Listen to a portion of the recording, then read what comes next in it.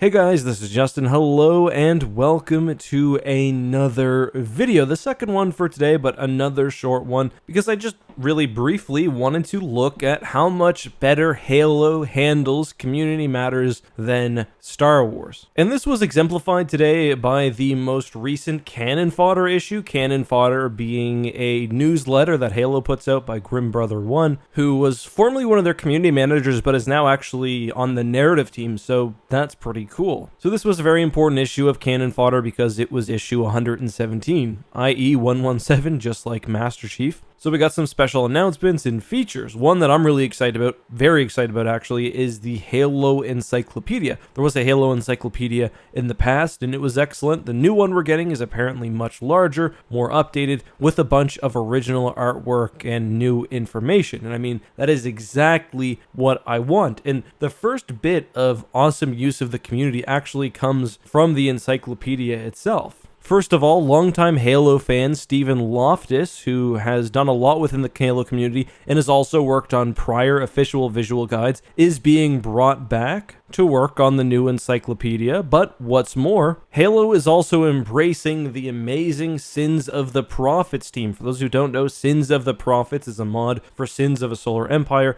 They've made a ton of incredible, really probably the highest quality models around for a variety of Halo ships, and according to this post, they've been enlisted to help add additional visual fleet flair. That is so cool. I mean, first of all, props to Microsoft for allowing people to make Halo mods in the first place, but actually using the ships that they've created is really, really cool. And this is the first area that Star Wars could really learn from. I mean, I've covered this a million times in the past, but Star Wars is very well known for taking fan art and appropriating it. Whether that's legal or not is a full discussion that you could have, and as a lawyer, I think could argue either way. But morally, especially without credit, I think it's pretty crappy. And I think that Star Wars should look to what it did in the past with things like the Essential Guide to Warfare. If you've got somebody really talented in your community, like a Fractal Sponge in Star Wars or a Sins of the Prophets team in Halo, hire them. Use their talent for good. There's also, for example, an artist known as Pixel Flare within the Halo community. Probably a lot of you know him on Twitter,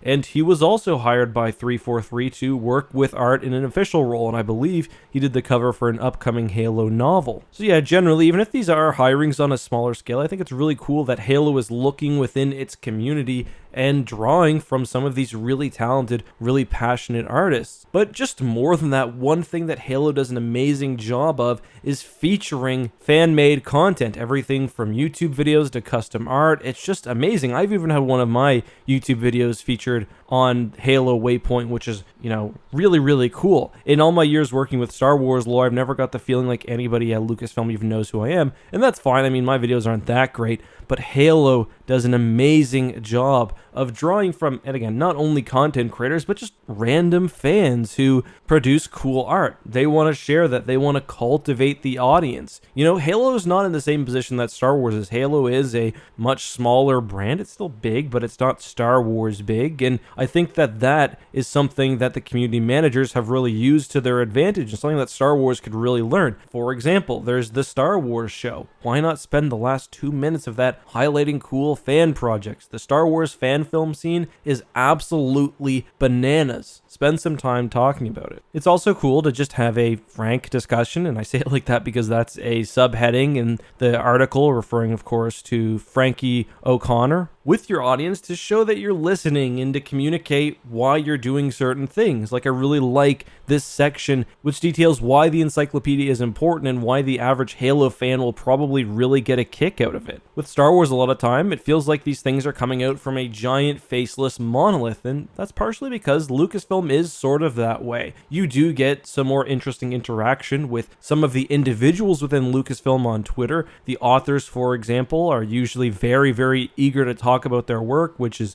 really cool, both Star Wars Legends and canon authors. Sometimes you have some of the lore people like Matt Martin, who will converse pretty regularly with fans. But to actually have this official communication between fan and franchise, I think is really cool. Now, I don't need every detail laid out bare, and I think it's probably better that that's not the case. I don't want Star Wars, giving us weekly updates on the future movie that's about to come out. Keep that secret. But it's cool to talk about why a specific piece of media is important and why you should be interested in it. And it helps feel like they're creating content they want the fans to enjoy. Going back, though, there were other cool moments in this page. They were talking a lot about Master Chief because this was the 117 update, and they talked to different players who gave their perspective about why he's such an important and interesting character. We have Brendan, Alex, Claude. And then another thing they did that was really cool is they gave time for content creators and podcasters to produce content in advance about the topic for the discussion. So we see, for example, the podcast Podtacular, amazing podcast that I've been on, over 780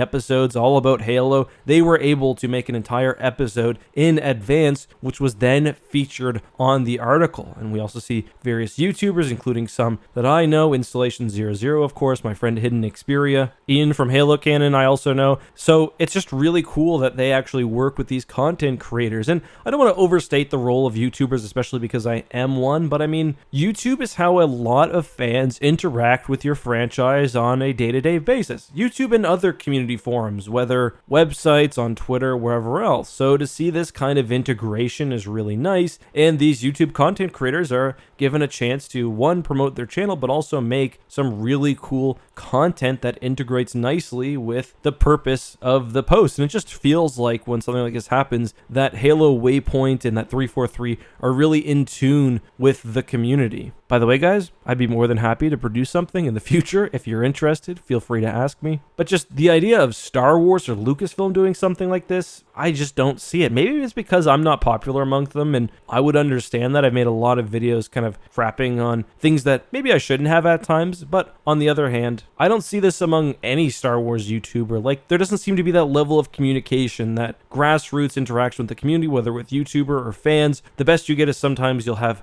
a question that the Star Wars show sort of answers. They'll put out a tweet and read some hashtags, but you can do better. If Halo can do better, Lucasfilm, you've got even more money, you can do it too. The final thing that I really like is that they mentioned Halopedia. Halopedia is not quite as advanced or deep as the Star Wars wiki. It's not even close, really, but that's no slight at all to the Halopedia guys. Star Wars has just been along for a lot longer and has a lot more content, but it is quite similarly a phenomenal resource, just an excellent fan creation. And Star Wars wiki doesn't get enough credit, and it's really nice to see the Halo version of that, get a shout out on the official webpage. I just think generally it costs literally nothing to celebrate your community, so do it. That's all I think. Just do it. Maybe there's a reason Star Wars is way behind when it comes to community management, but they could learn a lot from this Halo Waypoint article. And overall, there's a lot they could do to feel less like a faceless monolith. The Star Wars show is okay, it really is, but it doesn't quite hit the community building aspect that it should, especially where it is such high quality and there's often new lore tidbits or news on there. There's no reason why they couldn't dedicate more time, or even something like a newsletter, as Halo does, to celebrating the things that make the Star Wars community great. I will note, though, I don't want to paint all of Star Wars with a big brush. I think EA, for example, does a really good job with its Game Changer program that I am a part of, but it's not just content creators. They also bring in, community members, whether from Reddit or Twitter or wherever else, or just some of their hardcore fans to help shape how the game works and to help share information or give feedback or whatever else. I think that's really cool. Star Wars is also really great when it comes to, advanced reader copies of books. I get pretty much every Del Rey book in advance. Movie premieres, all of that. I think Star Wars Celebration is also amazing, although I am still a little salty. They denied one of my passes a couple of years ago. But that's all I've got for now. I don't want to focus on this too much. I just think Star Wars could take some lessons for how amazing Halo does. And I think Halo 2, I don't want to say that what they're doing is normal. I think they really go above and beyond, and that's what I'd like to see from Star Wars. Till next time, though, guys, have a good one, be safe, and may the Force be with you.